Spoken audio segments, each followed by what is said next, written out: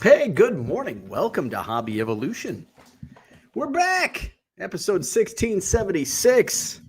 And I'm surprised I was able to get on before 10 a.m. I did not get much sleep Friday night. Didn't get much sleep last night either. But here I am. Here I am, ready to rock and roll. Great Madison Card Show. We had a lot of fun. Limited fires to put out yesterday, which is one of my goals, like the goal of a Madison Card Show. So what's going on? We did. When was I think I did a show Friday previewing the Madison show. I think. So I did I didn't want to do like a full on eBay live on Friday night because I know what happens. Because I can't sleep after I do a show. It takes me, even when I'm done at like 10, it takes me a while to unwind, decompress, I guess. So I did a short 100 auctions. I think I still went till like 10. I think it was 7:30 to 10, 2.5 hours. I still had trouble getting to sleep. And then Ernie's been a little, I don't know. He's got like a bug.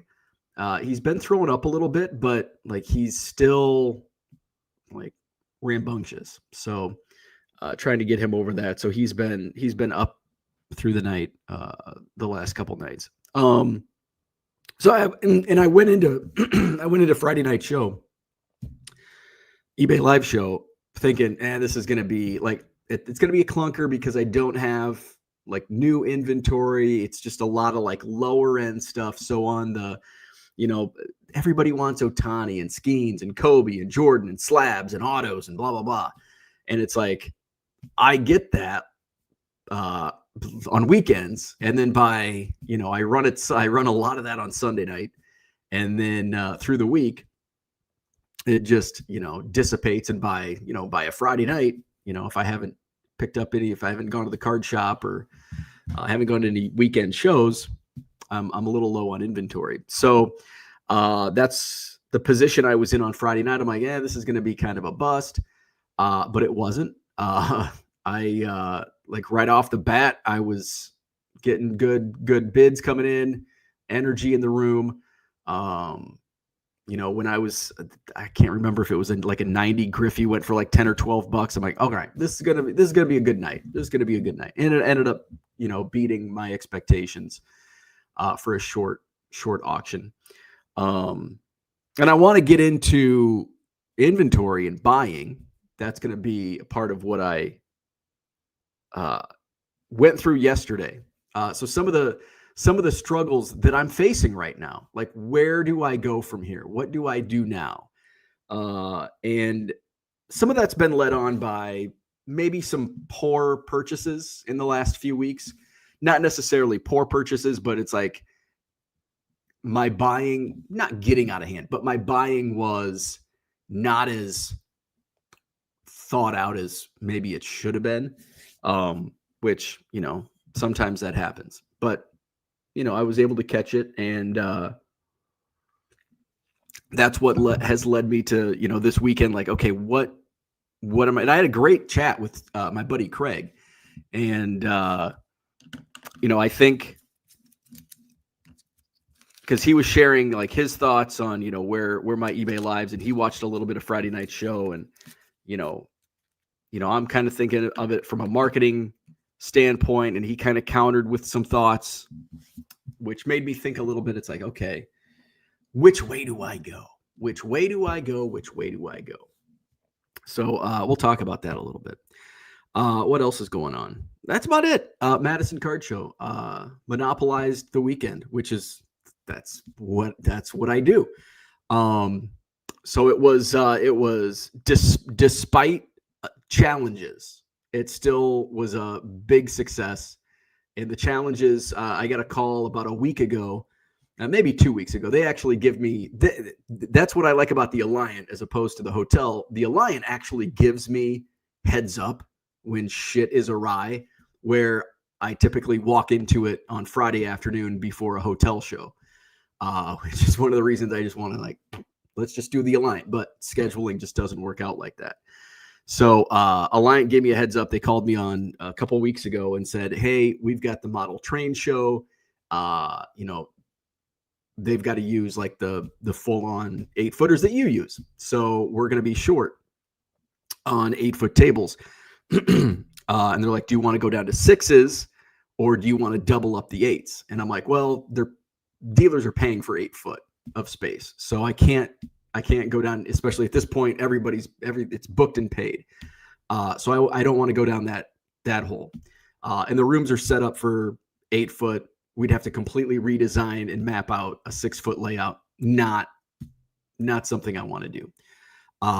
We are used to doubling up tables at the hotel. Like most of the hotel tables are doubled up, or they're at the hotel, they're 6-footers and they're, skinny. I think they're 18. Yeah, they're 18, 6 by 18 inches, 6 foot by 18 inches.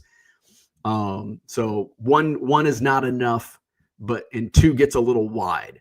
So that was the challenge. That was the second challenge. My rep at the convention center said, okay, we can definitely do that, but I've got to lay it out in our floor plan to make sure it meets fire code, because they actually have to meet well, everybody has to meet fire code, but they get checked. So what happens is the doubled up tables give you 6 more inches. So they're 6 inches wider, which creates a conundrum with the layout. And that's 6 inches times 6 inches times 6 inches times 6 inches. And you're looking at multiple feet that we lose in the walking spaces, the aisles, and we got to meet fire. Fortunately, it did meet fire code. So we were able to do that, and everything worked out. For the most part. Okay. A couple like very small little hiccups. One of the small hiccups was in the sports room, at like where you walk in to the left, the tables were like all the way back to the wall. And there was and still kind of a narrow. So we were able, I had Tom while I was putting numbers on the tables yesterday morning. Shout out to East Coast Tom. Frickin' kills it every month. The show at the Alliant could not be as successful without Tom, because he handles all of the dealers. He does check in. He sits and covers tables for people, and does a lot of the stuff that it does not go unnoticed. So thank you, East Coast Tom. So I had him moving some tables around to provide a little more space. And then as I'm putting numbers down in the sports room, I go to the other end, like the back end, where there's typically less traffic. And you could drive a truck through the space. So I've got to follow up on Monday with them and say, hey, if in the event this happens again and we have to double up tables again, make sure to lay out the room. Is it equally? Because we had way more space. Like if we want, ideally I want everything spaced out equal, but if we have to have a wider aisle somewhere, I need it up front because that gets jam-packed. For some reason, it wasn't as jam-packed yesterday there, but the rest of the floor was. The entire show was pretty jam-packed throughout the day, which leads us to another not hiccup, but it's just the calendar. So typically it's just the Madison Card Show and another event going on, and usually the other events aren't morning events. They're, I think last month December was the Harlem Globetrotters, which was an afternoon game. I think it did overlap us, but it was, like a 1:00 start or something. However, this month we had the model train show, which was next door in the big, giant exhibition hall. And then over on the other side was the dog show. And then I think in the small arena, they had roller derby. So there were 4 events going on. I don't even want to go down the parking situation bullshit because it's annoying as fuck. I see the comments on Facebook. I respond to some of them. I get it. Sucks to pay for parking. Nobody hates the parking situation more than me because it adds more work. It adds more money because I pay for all the dealers' parking. And I have to send out those parking passes, which takes me about almost 2 hours. to get the parking passes, to get the emails, type everything in because I have to manually do that. And it's a bitch. So I hate it more than, I'd love to just pay $10 and be done with it. I'd love to pay $1,000 and be done with it and not have to worry about it. But not only do I have to pay $2,000, I have to then put 2 hours worth of work on top of that layout. So, but it is what it is. So with the other events going on, there was, and of course they start taking parking. Usually they don't start taking money at my show until 8:30. So I told a couple of the dealers, I'm like, as long as you get there before 8, like you'll be fine. Oh no, they were out there at like 6:30. Like, you sons of bitches. So, the giant log jam. If anybody's familiar with the area, so there's John Nolan Drive. So there's two ways, two exits to get to the Alliant: John Nolan Drive or Rimrock Road. And it was like backed up. In the belt line is like the interstate that wraps around the city. The belt line, the line was like from the parking gate out to the street to Rimrock Road. Rimrock Road down to John Nolan. John Nolan's backed up in each direction. Rimrock's backed up to the interstate. The interstate is backed up all the way back to Monona. So I think I heard some people had to wait as much as an hour to get from the interstate into their parking spot. So, however, there was actually minimal complaints about that. Like, people were annoyed. I mean, I would be too. Like, but not like, I wasn't like fielding nasty. Like, people weren't in my face, wanting refunds and bullshit like that. So I was pleasantly surprised with that. So, so that made my day.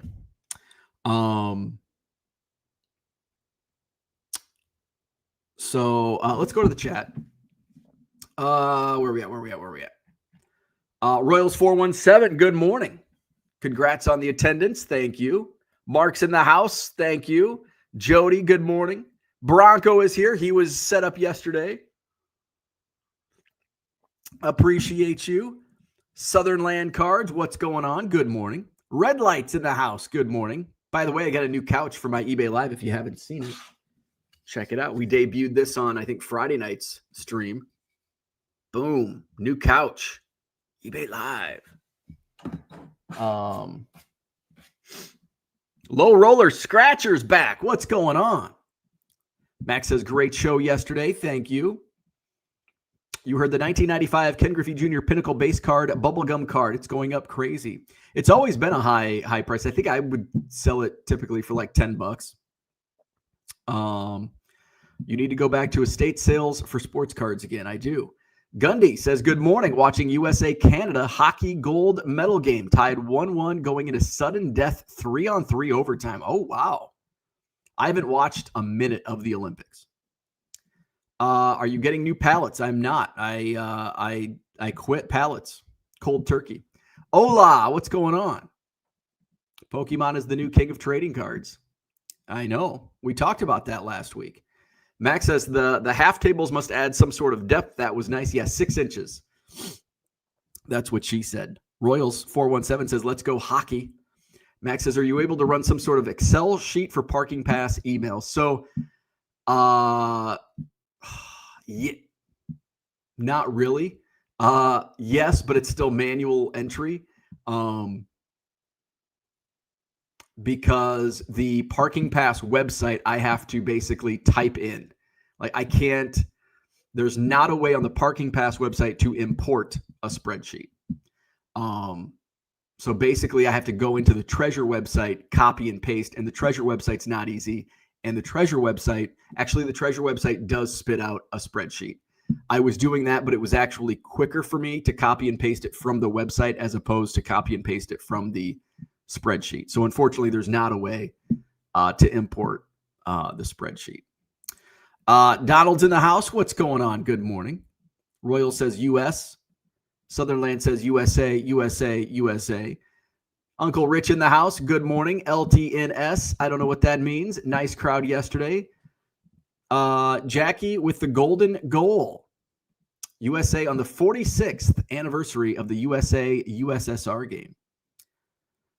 Let's see. Donnie says, Pekin Illinois card show was good, but some cards got stolen from some dealers. We did not have any. I commented. I got to respond to that. Somebody commented on the Facebook post last night that thieves get in, but I did not take a single theft report yesterday. So I don't know what that guy was talking about, but have we had it in the past? Absolutely. Every show does. But I didn't take any theft reports. We actually reunited 3 lost items. 3 lost items reunited. Tom took care of one. One of them was Paul, my buddy. Paul runs the BCW supplies. He was back for the first time in a while. And he's like, hey, some kid left this. He's like, there's a lot of good cards in there, so he's probably going to be looking for it.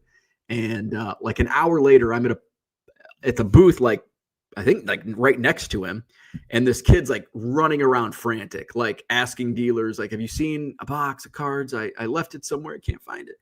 And I'm like, hey, I know where I might know where it's at. I'm like, Paul, this kid box, and he holds it up, and the kid's like, yes, that's my box. And then we had another one where kid left $1,000 in a box with $1,000 in cards at a table. And he's like, it was at this table, and they packed up and they left and they took it away. I'm like, okay, let me figure out who was at this table. Got their number, called, left a voicemail, sent a text. and Tom came in and he's like, hey, this was left at one of the tables. The dealers handed it to me on their way out. And I'm like, oh, thank God. This kid's freaking out. So that all worked out. So very good. Very good to have that. I didn't have to post anything. Did you lose this? Let's see. Max says, damn, that sucks a lot. Yeah, it's a real giant pay, 2 hours. It literally took me 2 hours this month to do parking passes, which is not time well spent. When I'm spending money, on top of it, not what I want to do. So if anybody is upset about paying for parking, I'm the one that's most upset because I have to pay for it times 200. Long time no see. Aha. Uncle Rich says, I saw my former Beckett teammate rock latex at the card show yesterday, and we discussed, you and I would discuss about charging, not charging admission. I am now on team charge for admission because I think you should. I think you should because venues are not cheap. And if it's minimal. Now, I'm not saying some of the East Coast shows are $5 admission for a 40 table VFW show. I don't think that's necessary. But I think especially for a 250 table show, I think $5 is pretty fair to walk into a show with 250 tables. I mean, I go through old Beckett magazines and look at Wisconsin shows, Green Bay, Madison, Milwaukee, and it's $2 admission for a 40 table show. And that's in 1990. So I've definitely turned my ways, and the hotel, I just can't. I just there's no way around it because unless I close the downstairs ballroom, but then I'm losing 42 tables. So I'd rather take the 42 table money instead of some money, and then we're down to a 100 table show. So is it 100? It'd be 80 table show because there's 80 tables in the ballroom upstairs, 40 downstairs. USA Gold. Good. Jewish boy, Jack Hughes. Ken Griffey Jr., there you go. It was $10 when I was selling it. $5 is cheap for the quality of dealers you get for the 250 tables. I agree, 100%. Max says, I think you would benefit to add a disclaimer on your flyer charged by Alliant, not Madison Card Show. I probably will do that. Dane County charges it. Well, Alliant is owned by Dane County. Dane County essentially is in charge of that. So, yeah, and they only had 2 parking gates open. They have 4. Not cool. Hopefully like the city or the state or whoever, like, hey, you've got a fucking traffic jam on the fucking belt line because you can't find 2 more people to staff your goddamn parking gates. Not that I'm upset or anything. Tom slept in, missed USA winning gold. Definitely needed the sleep after yesterday's craziness. Absolutely. I got a little bit of sleep. Here we are.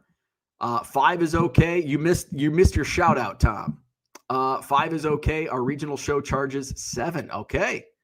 There you go. Uncle Rich says, unless you hire people at each entrance, and that's a different cost. Right. Yeah. And I'm not going to do, I'd have to hire somebody anyway, to do, admission like I do with the Alliant. Royals 417 says, I don't get the complaints on admission. You are being provided a service that usually comes at a price for the promoter. Absolutely. Like, it's despite what people think, it's actually a lot of work to run a card show. It's not that the tables just magically appear and it's a free venue and dealers just magically show up and there's no work involved on the back end. And there are costs besides just the venue rental and all that. And somebody was like, do you have like one of the dealers? Cause I think it was because it was doubled up. They're like, do you have a table skirt? And I'm like, no. I'm like, do you want a table? If you want table skirts, we're going to raise prices another $10-15 because they charged, it was $10 last year for just a table skirt, $10 per table skirt. I was talking to another dealer about wanting to charge his phone. I'm like, the outlets don't work. Like, you got to pay for it. It's $160 per outlet. I'm like, it's fucking dick. The stanchions to separate the cash crowd for the prepaid tickets crowd, $150 just for the stand, just for 6 or 8 stanchions. So there's a cost for literally everything, just about. Rich can vouch for the work involved at a card show. Absolutely.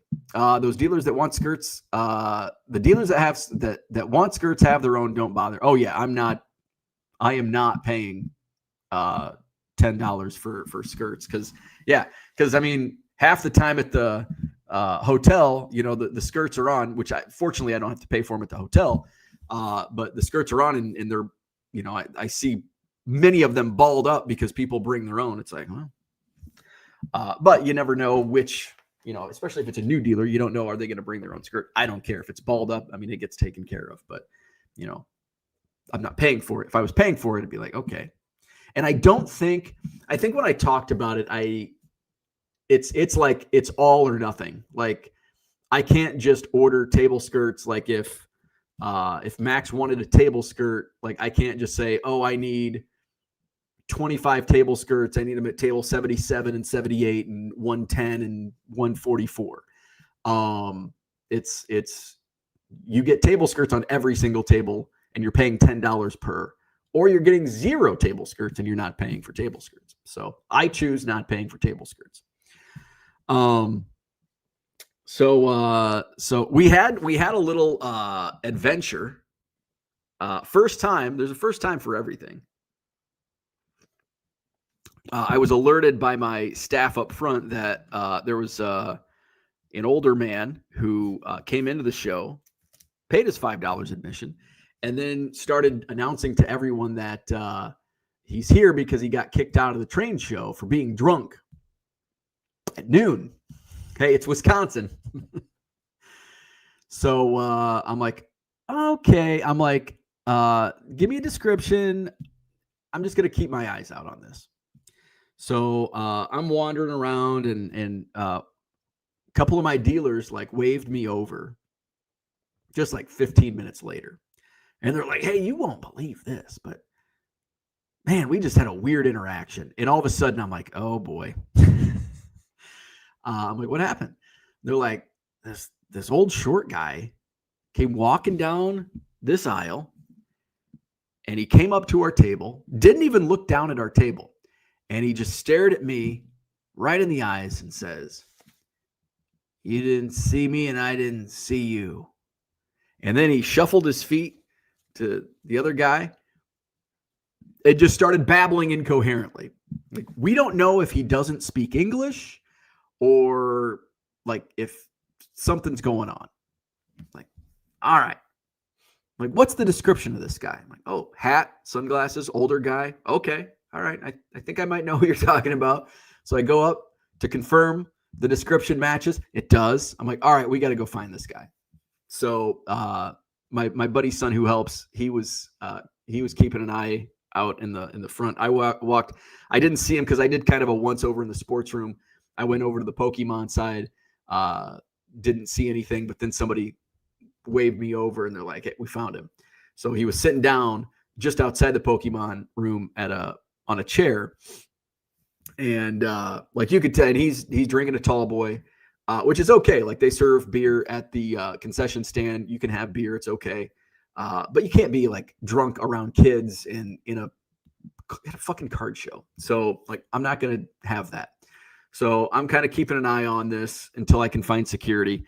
And Tom came over. So I tell Tom what's going on, and security came over, and I said, we got to get this guy out of here. And I'm like, okay, let me get the other guy. So the other guy comes up and he's like, well, what do we do? And I'm like, I don't know. Get him out of here. Kick him out. So they called like a senior security guy. So he came over and talked, and like, you can't take the beer with you. So he threw a beer away. Tall boy, tall Miller Lite, 16 or 24 ounce. Then a second one. And then he was still drinking the third. So then he chugged the third one. Can't let good beer go to waste. And so he got escorted out. Now the concern is we can't let him get into a car and drive, like if he drove here. So security was figuring that out. He was sitting outside of the bench. They're like, he's got to leave security is like, he's got to leave the property, like not just the venue, like the whole property. So I think they figured out he got dropped off, which is good. They called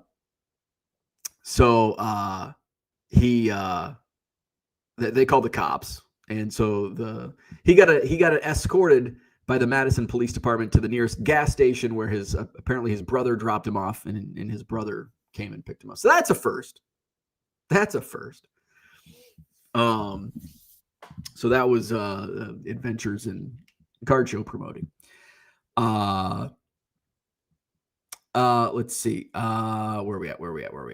Max says, not going to complain about having them, but don't want to pay for them. Exactly. And that table skirts, that's how I feel. Max says, I know it's Wisconsin, but I can't believe the amount of beers I saw yesterday. I didn't really notice it. Every once in a while, it's like 10 o'clock and I see a beer. I'm like, oh, that's kind of early.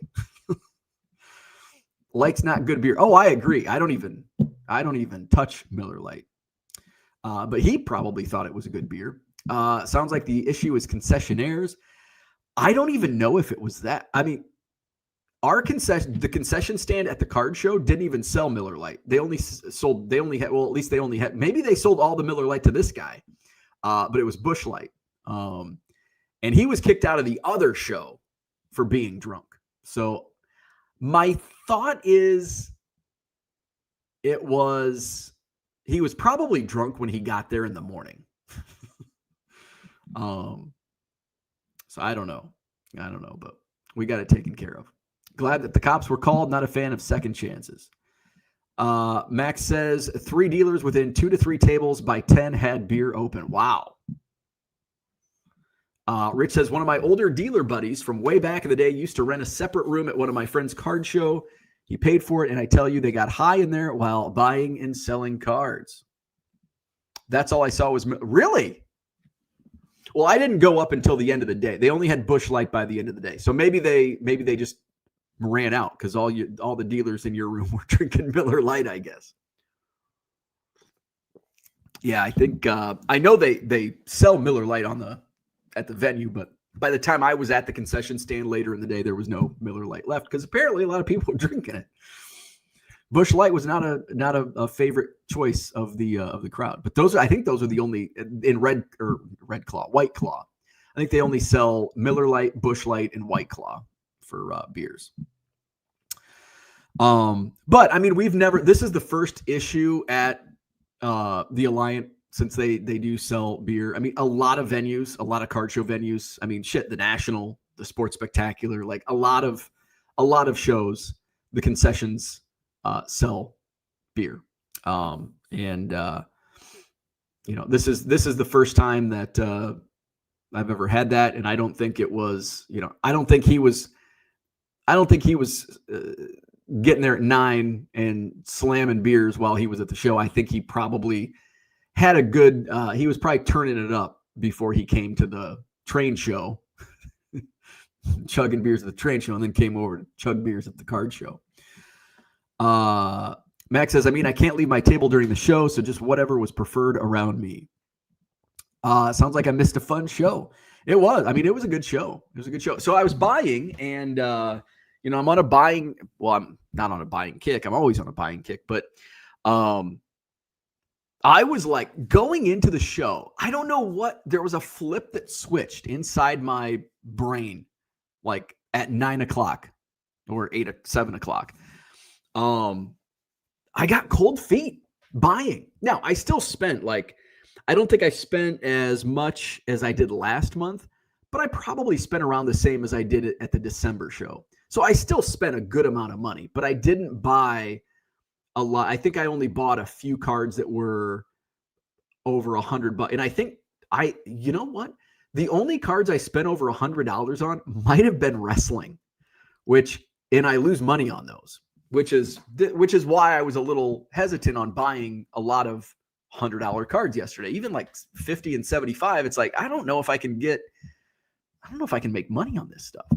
Now I bought a shitload of slabs, but I found a couple bargain slabs. I really filled up on like dollar stuff, $1, $2, $3 cards. My buddy Dan came in from Schaumburg to set up, and he's got great bargain boxes. He's got it separated by player. So I get to his Ohtani, and I'm like, and he's got him like 50 cents and $1, quarter, 50 cents and $1. And I'm like, oh, Ohtani at $1 and under, I'm just taking the whole stack. Ken Griffey Jr., I'm taking the whole stack. Aaron Judge, I'm taking the whole stack. And then he had like some Yamamoto, some other stuff. I'm like, yep, taking the whole stack. So I built a nice little box with him. Craig always hooks me up. I ended up buying close to 500 cards from him. That's where I got the Undertaker auto. I got some slabs from Mark. A few Jordan slabs. Let's see. Denny. I got some good stuff from Denny. Who else did I buy? I can probably look. There were a couple. The one dealer I bought a bunch of baseball slabs from last month. His stuff was like really picked through this month. But I bought a nice stack of slabs from him. Another dealer had like cheap, like $10 slabs. And I'm like, oh, for $10, there's like Barry Sanders and I'm like in an 8, which is decent. Like I'll easily make money on that. And then I'm like, I just happened to look over and he's got a whole box of like 1948 Leaf football, 1950 football, like a 2-row of slabs. And I'm like, oh shit, I'm not done. So I'm like, I got this huge pile of slabs, and I'm like, what can you do? So I think sticker came out to be like $1,005. So I paid $850 for that. What did I buy from them? I can't even remember what I bought from them. I spent $100 at a table. I don't even remember what I bought. I got wrestling. I got a CM Punk auto from Nathan. CM Punk, Nikki Bella, and 2 others. I can't remember what the other 2 were, but I 4 autos from him. Spent $280 on cheap slabs. So I think I talked about this bought this. I think I talked about this after the last show. One of the dealers, first time dealer at my show, had a box of like junk slabs, but there were some like off-brand Randy Johnson rookies, and he had like $10 or 2 for 15. And I'm like, I should have bought them all. So I went back and like, oh, he was back. Like I didn't see his name on the roster, that group on the roster, but must have been booked under a different name. So he had them. So I just started picking out like, and I bet there's 20 of them. So I picked out a whole stack. So I think I got that stack for probably like $6-7 a slab. Let's see, Dan and Denny, Mark and Craig. So I spent let's see. Did I spend January?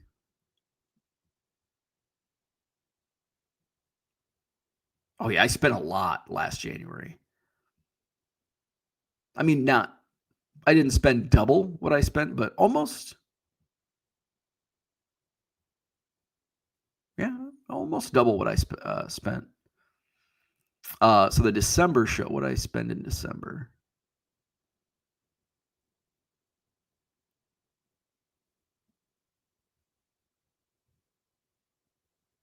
Okay, so I spent around the same. I spent a little bit less than what I spent in the December show.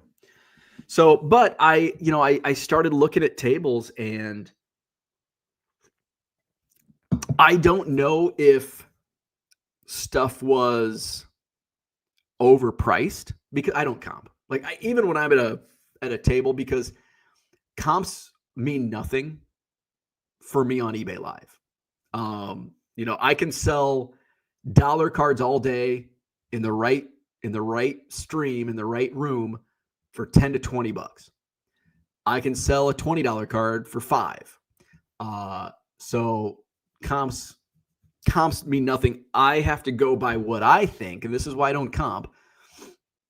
I have to go by what I think my typical room will pay for cards.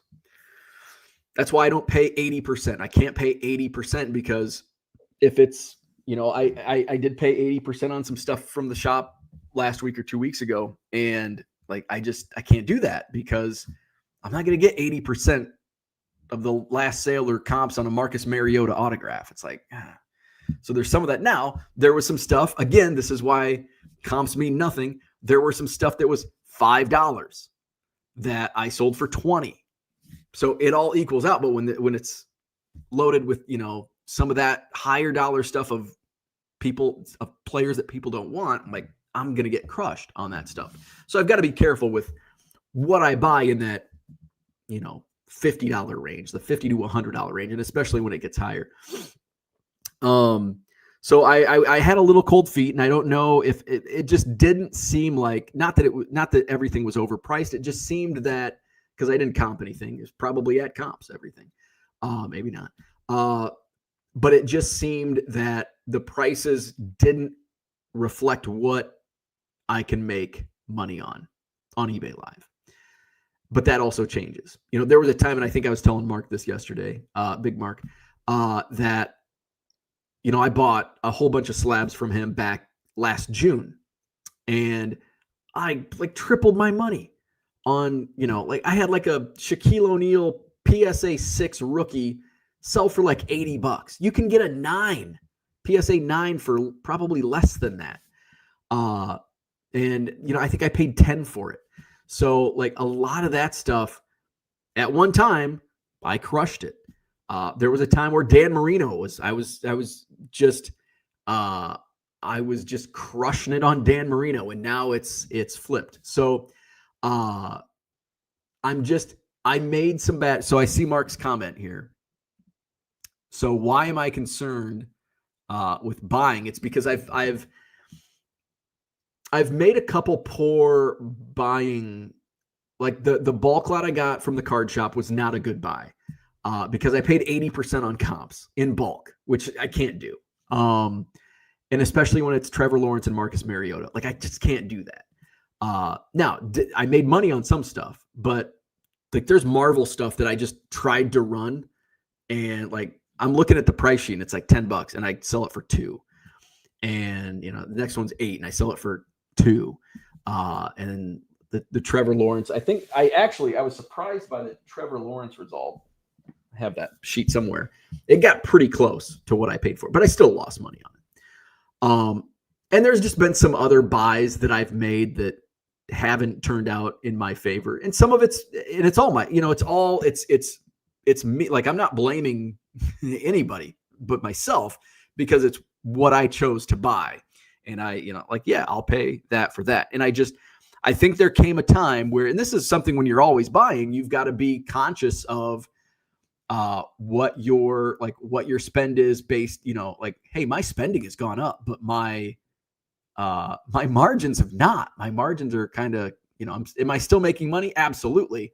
But I'm not making as much money as, I was last month or whatever. So, and a big part of that, my spend went up last month because of the 86 Fleer basketball set. That was still, I broke even. I had a professor, and a professor probably got it from, I don't know, somebody. I'm sure it wasn't him that made it up, but breaking even makes you starve or something like that. But in the case of the 86 Fleer basketball set, I want to continue doing that now. Am I going to continue doing that on a weekly basis? Fuck no. But I'm running a 61 top set. Now, I don't think I overpaid for the 86 Fleer basketball set. And I knew that. I knew I was overpaying for that. I was overpaying because I needed that. That was the perfect set at the perfect time where I can run that. eBay's doing a special NBA All-Star weekend. They're going to be on board with it because I'm going to run a Jordan rookie at $1 start. They're going to get behind me and pump it. So I can make this work. And it did. I thought I would get more. When I look back at the stats, I thought I would have more new. I gained like 100 followers from it. I had probably, what was my percent on new? I think it was 12% on about 4,000 views. I had 4,000 viewers, which is awesome. So I had 480 new viewers, and I got 100 followers out of it. So that's actually pretty good. 20% follower rate on new viewers is pretty damn good. So and this is what my conversation with Craig was. He's kind of leading me, like, stick to this stuff because you can make those margins. But my counter is yes, but not all the time. Like on a Tuesday night, if I'm paying $3-4 for this card, I might only sell it for $1 or $2. Like, and I pulled out and I gave him an example. Like, he's got $5 boxes. Now I get a good deal. He gives me a great discount. But I pulled out a Termar First Bowman paper, Termar Johnson, and I'm like this won't even sell for $1 on eBay Live. And in fact, I've got I did when I had my store, I had 150 Termar Johnson First Bowman papers in my store for like $1.75 free shipping, and they didn't sell. So I've got to be careful with, what I buy, because some of that stuff. Now, there could be, I don't know, Patrick Mahomes. Patrick Mahomes market's super soft because he got hurt, and now we're in the off season. Patrick Mahomes, I'm probably only selling those for $1 or $2 right now. So I've just got to be careful with what I buy. There's low risk. There's low risk with basically everything that I bought yesterday, with the exception of the wrestling autos, because I take a bath on wrestling autos. But it's like, if I find some wrestling stuff, we'll run. And I think I'm going to do a short wrestling show. I'm not going to do a 200 or 250 auctions where I've got to fill it with oh, what do you want? Oh, Andre the Giant, and just fill it with crap. I'm going to do 100 auction show. Maybe I do a double header. Maybe I do, all right, we're going to do wrestling now and we'll do a sports show later. I might do that. Might do 2 different shows on Saturday night. I think that's when the pay-per-view is. So, and I think, and that might help where it's not a long drawn out show. And yeah, we're getting to the Undertaker auto, CM Punk, Nikki Bella, 2 other autos I bought. I think I might have bought another auto or 2. I don't even remember. I got home and I just kind of laid on the couch and vegged out, looked at a couple things, but so that's kind of that's where my concerns are, where I don't know. I'm still crushing it on eBay Live. But I was talking to Steve from Sports Card Grading about, where do we go from here? Because they're going to add more and more. And we have that first user advantage where we can build this thing up. And as more viewers come in, we can try to capture those new viewers. And that's why I want to run 86 Fleer and stuff. Because if I'm just running the same stuff, I'm going to get the same viewers and I'm not going to grow. And I want to grow. And I want to grow that average sales price. And I've got some goals that I want to reach. And I'm not going to reach those goals by selling dollar cards. So that's kind of where I'm at, where I was really debating as I'm looking at table after table after table. It's like there was one dealer that had cheap T206 slabs. This is something, Mark, I should have probably texted you about. But he's set up at the last couple shows. I might just reach out. I'll text you about it, but I'll tell you about it now. And if you're so inclined, text me. But he had a whole like row of like low grade, and actually some were like threes, which I know is low grade, but I consider a 3 in a T206 a decent grade. There was no Hall of Famers. There was no stars. It was, there were some like Philadelphia. There was like a T207, I think, Philadelphia Athletics. There were a couple of those.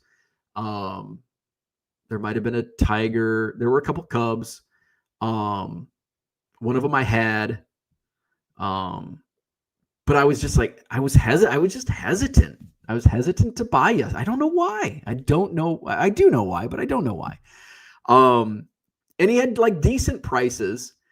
And I was telling Tom this at dinner after the show, like it would have been, if I could have got, a little discount on them, and they were in the, I would say the $60 to $100 range. Basically ones, twos, and threes, T206 commons. And I think were they all PSA? I think they were all PSA. They weren't like off-brand grading companies. They were PSA or SGC. I can't remember.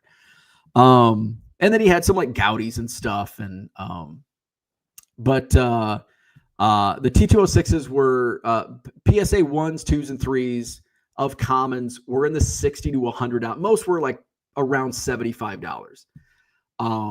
Which I think is, when you look on eBay, the thing about eBay, when I've shopped for T206, I get way better deals at card shows than I do on eBay. Like there's not a lot on eBay, and they're high priced. It's like, geez, I saw this at a card show for, this is listed on eBay for 200. I saw it at a card show for 80, in the same grade. So that was one. And it's like, do I drop $1,000 on 10 to 12 slabs, maybe even up to 15 slabs, maybe say 15 slabs, $1,000. I'm into it for about $80, $85 a slab on these T206s.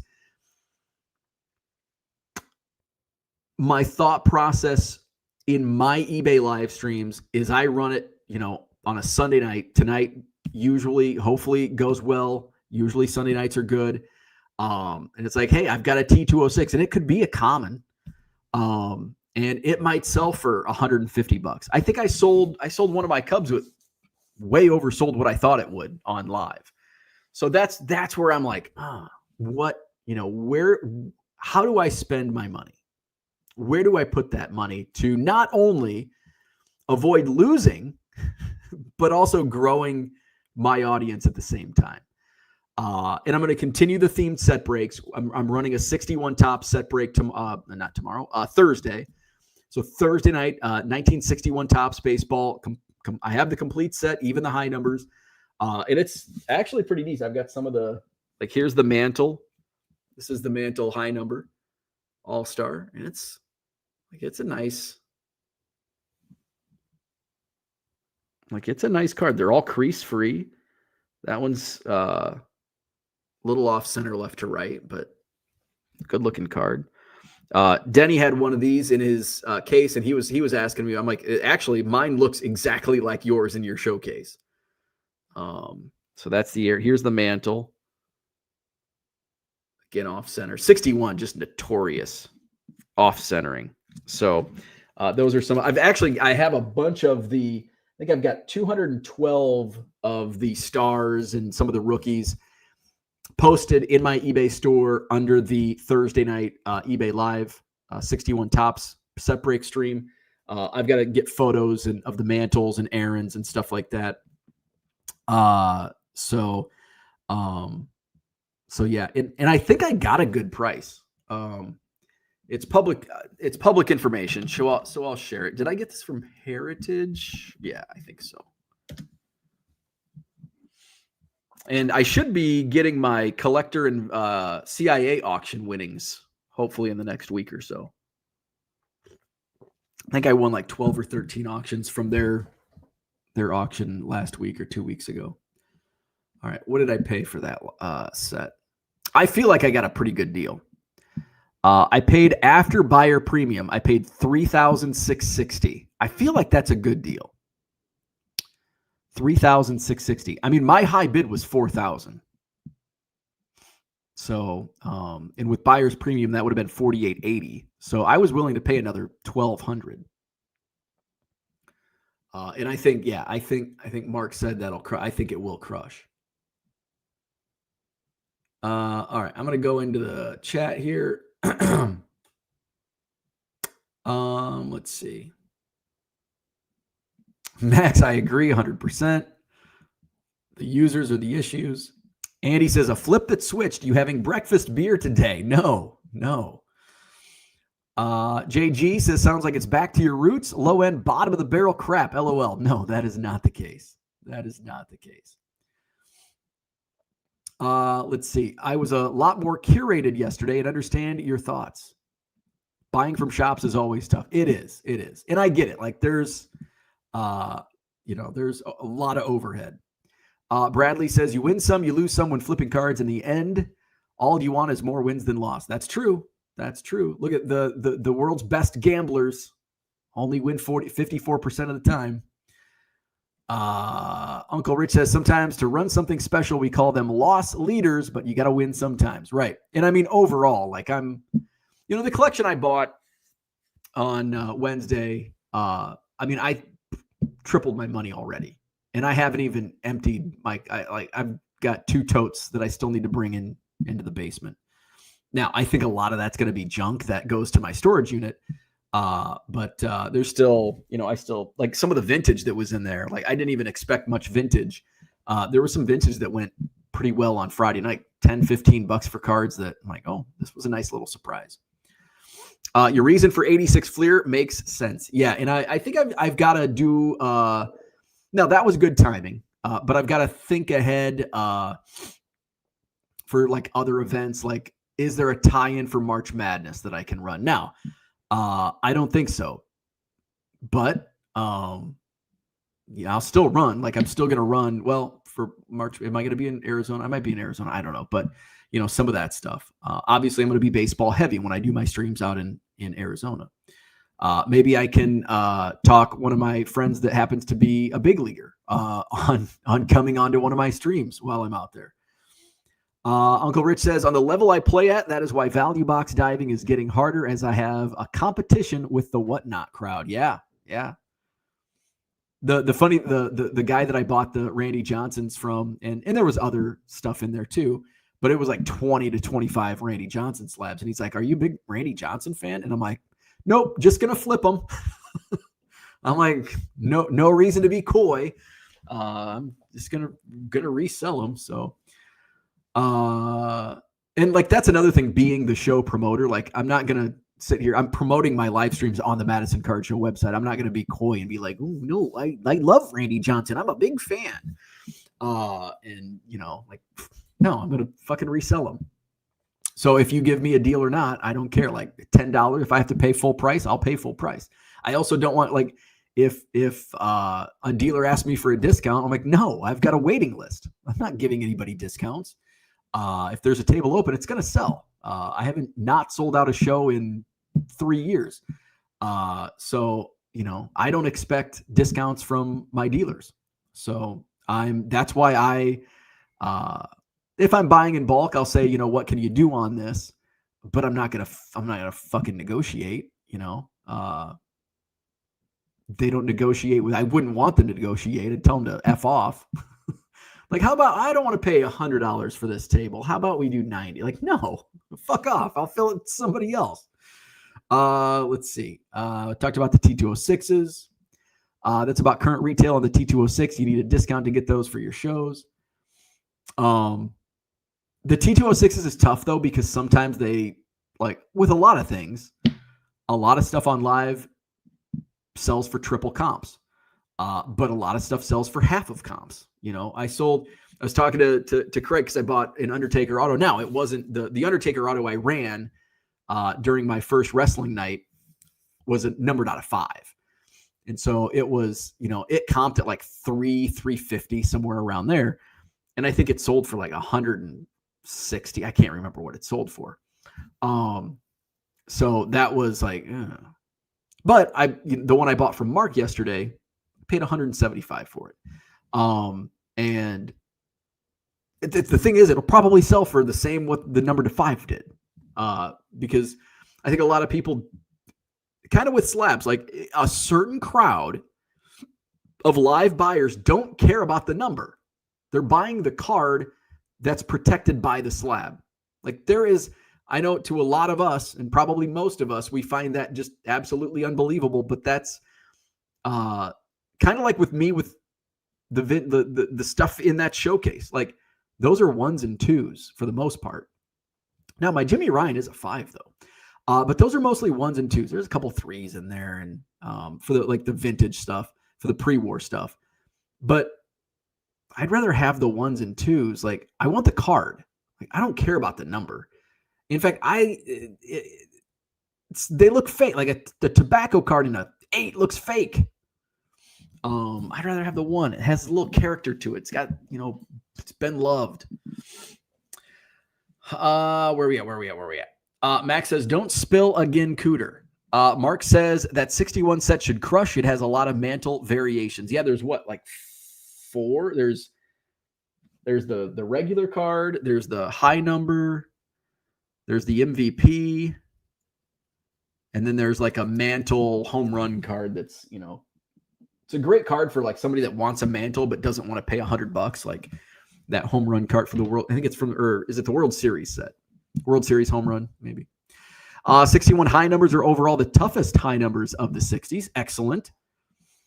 Derry Lance is another great show. I had put together a stack for you after you looked like you had to put out a fire. Oh, shit. That might have been the drunk guy. That might have been the drunk guy. And if you got a Bill Mazeroski number 430 that is a short print and with his recent passing, hype that a minute or two. I have them all. Marischal rookie is a short print. You did great. The break is awesome on 61s for the best cards. The commons, well, the low series are easy. Low roller is a smart gambler. Mark says, oh, yeah. So Mark got a Sandy Koufax 1965 World Series ticket. I'll be right back.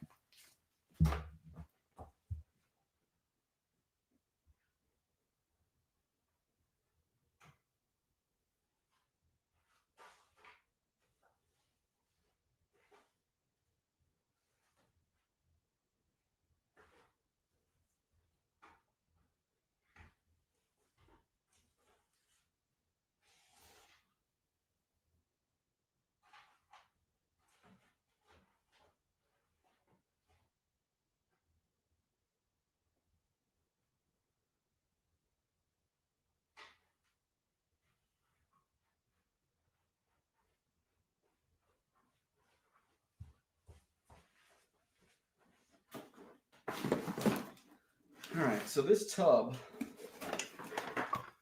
Oh, geez. So this tub was. Oh, god damn it! I had shit everywhere. All right, so this tub. So Mark bought a Sandy Koufax Game 1 ticket. It apparently is very valuable, and I've got a bunch of twin stuff going back to 65, including. I think the guy that I got, my buddy that I got this from, I think his dad worked in media. So I've got the pad folio, the 1965 World Series pad folio, Minnesota 1965 World Series, presented by the St. Paul Dispatch or whatever. So so this is like Minnesota Twins. These are from 81. Season passes, 1981. But I know there's some. I know there's 65 World Series stuff. Like here's 91 World Series program. My buddy's check stub from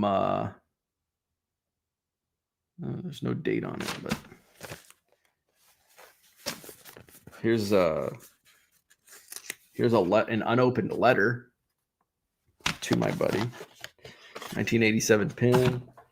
All right, I don't know if there's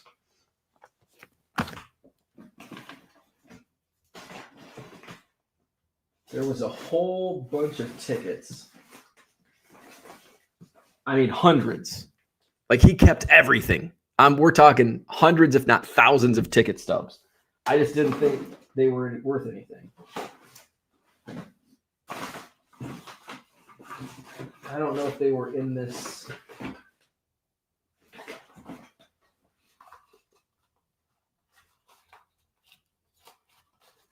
Like that's what the hell is this? There's no baseball in it, but like literally kept everything. Here's like the picture pack. Bumper stickers. Coffee mug.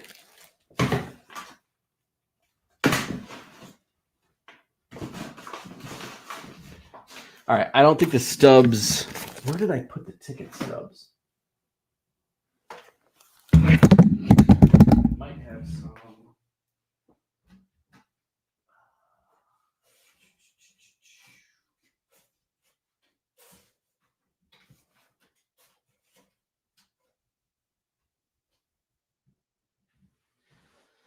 I think there's a second storage tub of stuff. I think there's a second storage tub of stuff. Like here's some stuff. These are newer stubs. 82, 82, 82, 82, 82, 83.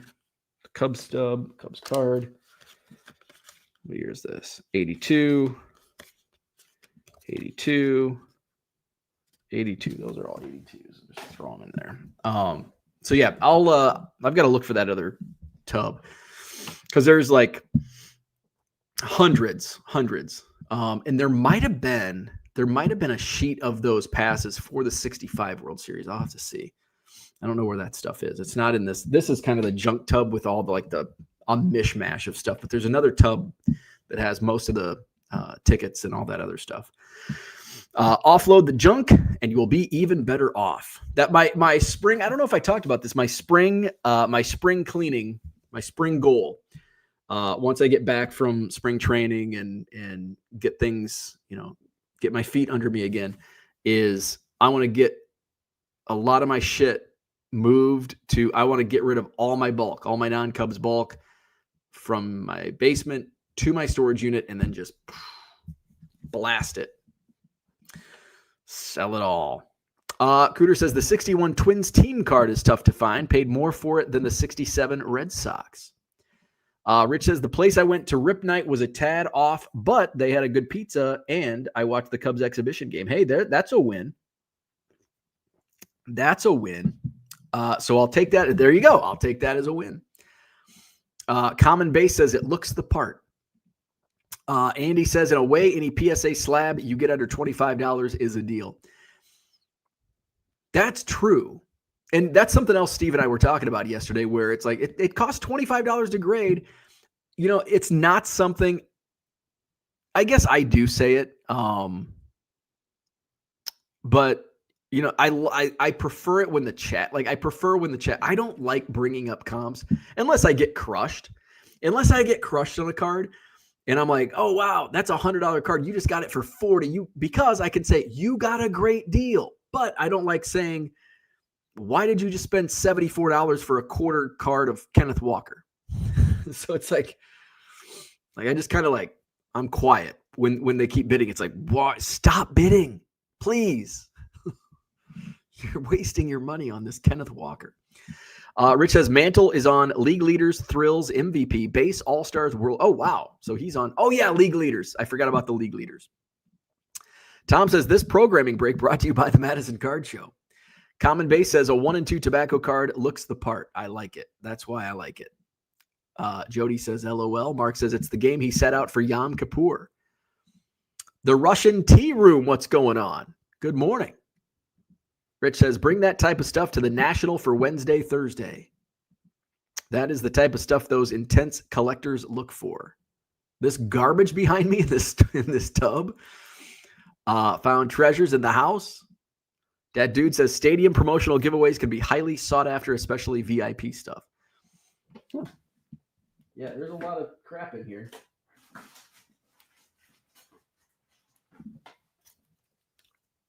Here's this is still in its, a lot of it's still in its packaging. Crest toothpaste, 1985 All-Star Game keychain. Here's a 1991 Twins collector's pin. A lot of pins. Here's an 87 Twins World Series pin. This is probably stuff I should just list on in my Buy It Now store. 87 World American League champions. A couple of those. Here's Joe Mauer's alma mater. Now, he wasn't there in 1985. The 1985 Rain Dance on the Indians, Cretin Durham. Is it Cretin Durham Hall? Cretin Durham High School. Homecoming. That's where my buddy went to high school. Here's a ring, replica ring. 87 World Series champion replica ring. Here's a Target towel, Vikings. Purple Pride. Look at all the junk. Look at all the junk. Probably Twin schedules. Everything else. It might be, the schedules might be with the tickets. This is stuff I got last summer from my buddy. Here's a Drive Time 91. Like a handkerchief or something. Hopefully not used. What's this? This is like a flag.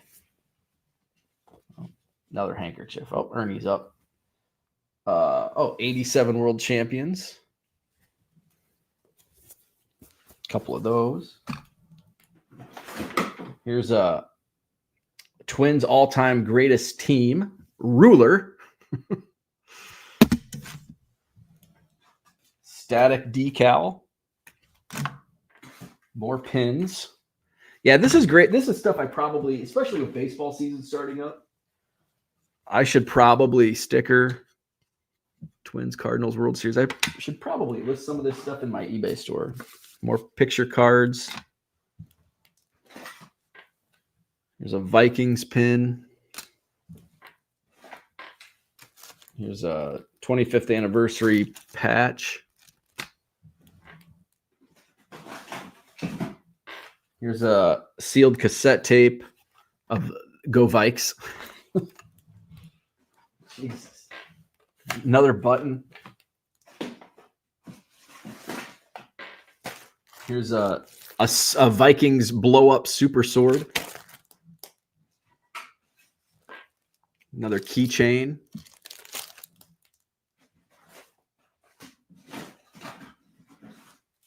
Oh, magnets. These are from the 90s.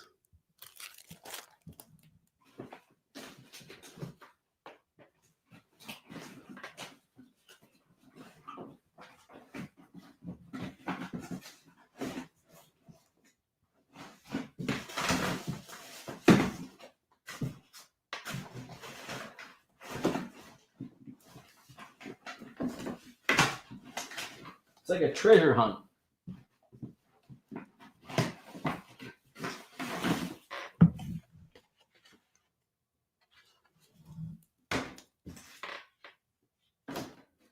Yearbooks, programs.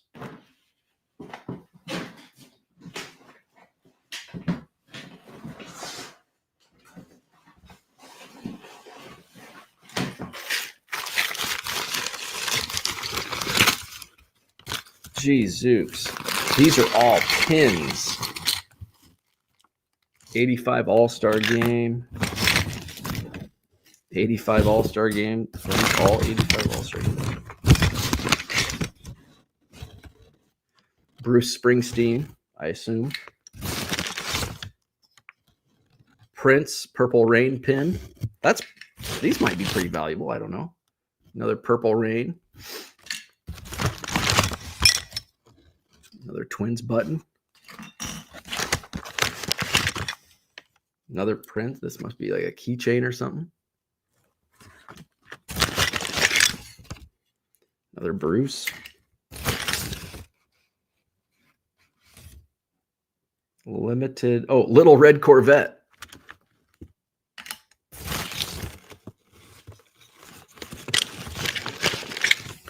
This must be the Prince bag. Ooh, is this a coin? Oh, there's a coin in here. There's a silver dollar. Susan B. Anthony.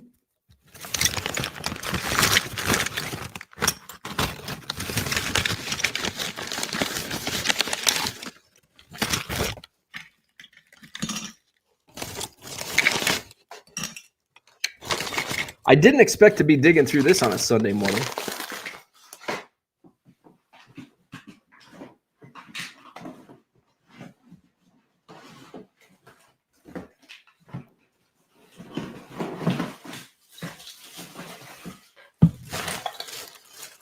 Classic IGA bag.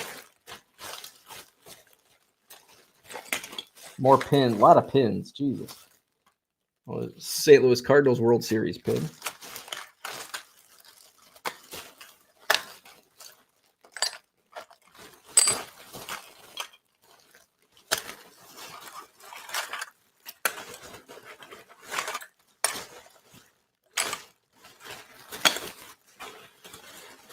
All right.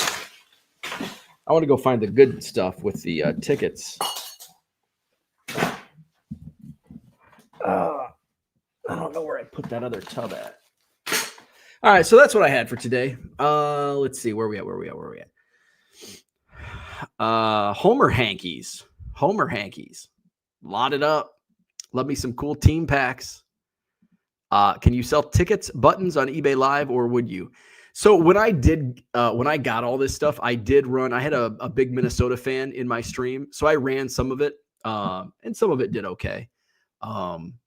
I don't know. Like, I mean, you have to have you would have to have two Twins fans that want oddball stuff to be in the room at the same time. Otherwise, it's going to sell for $1 if it does sell at all. I think it's kind of stuff that's probably best to just leave on eBay. Buy it now. Donald will buy the St. Louis World Series pin. And plus, it's stuff. If that was all Cubs stuff, like, I would not, like, even though I'm a diehard Cubs fan and I have everything Cubs, like, I wouldn't be, like, I'm not actively looking and buying pins and buttons and stuff. So very, very niche stuff. All right, I'm going to go. I've got some shipping to do. I think my buddy Jackson's going to come and do some sorting for me this afternoon.